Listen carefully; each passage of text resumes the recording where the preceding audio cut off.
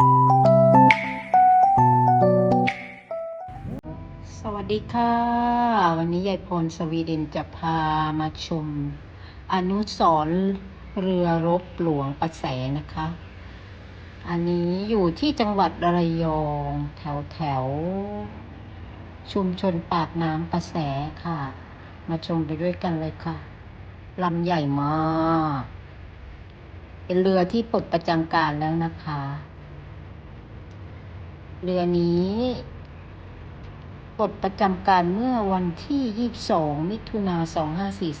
2543แล้วก็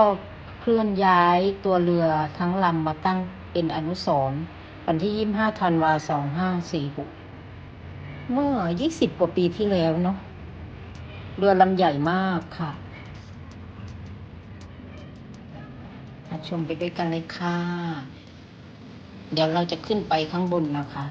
ขึ้นไปข้างบนสามารถเดินชมได้ข้างบน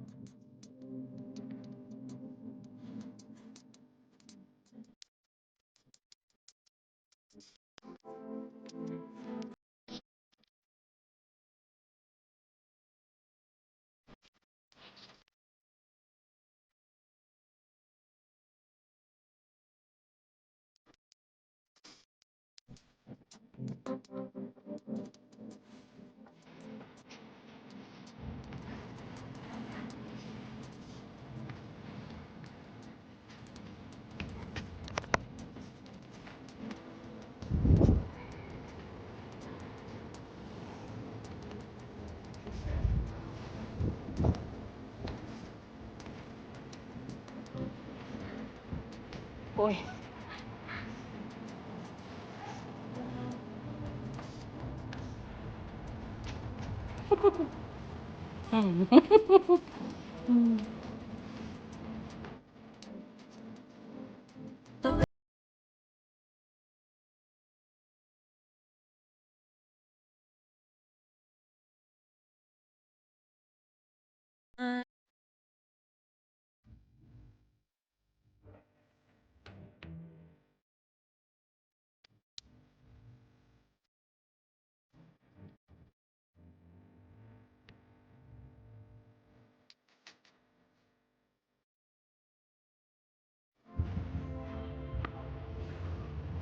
ลงข้างล่างก็ไม่ให้พัก